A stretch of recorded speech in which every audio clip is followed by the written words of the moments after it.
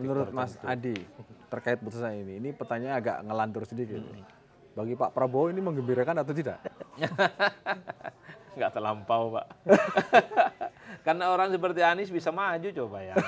Itu pertanyaan Mas Yogi. Kalau pertanyaanku, kalau Jokowi? Enggak juga, Pak. Oh. Enggak membahagiakan. Enggak bahagiakan. Karena orang-orang yang selama ini dianggap sebagai antitesa ya, oposisi, ini kartu politiknya hidup, Pak. Atau Oke. partai yang selama ini memang sengaja dikucilkan seperti PDIP, hidup nih barang. Per hari ini saya ngomong nih di Lantura nih, baru pertama kali kita ngomong. Jadi putusan MK ini menghidupkan kembali kartu politik PDIP dan kartu politik Anies.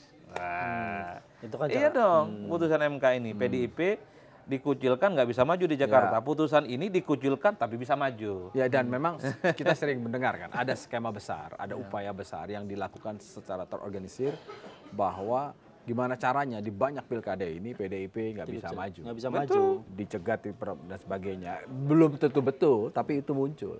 Nah, dengan adanya putusan ini, putusan MK 60 ya, yang mengubah syarat pencalonan tidak hanya berdasarkan perolehan kursi, tapi syarat sah suara nasional, itu ini by design atau ada yang kecolongan? Kalau melihat. Saya melihatnya ini kecolongan ya. Kecolongan ya. Karena ini kan menguntungkan partai-partai yang tidak tegak lurus dan kalah di Kecolongan Pilpres. karena paman. Kecolongan, habis ini undang-undang MK-nya direvisi. Nggak ada pintu.